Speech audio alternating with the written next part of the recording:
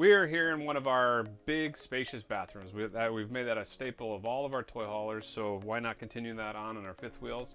Wanted to point out some of the cool features that we make standard really on all our bathrooms. One is a one-piece fiberglass shower.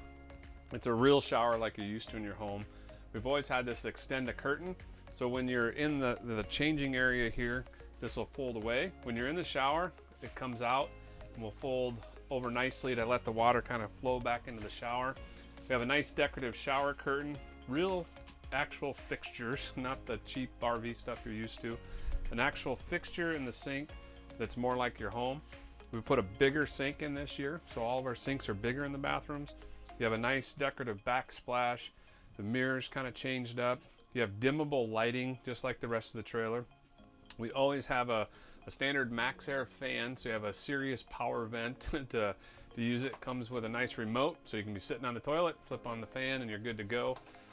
Also keep the exhaust going and all that good stuff. And always standard is a porcelain toilet. So a big, spacious bathroom with a solid surface countertops and just plenty of room to change, so you're not cramped up in here.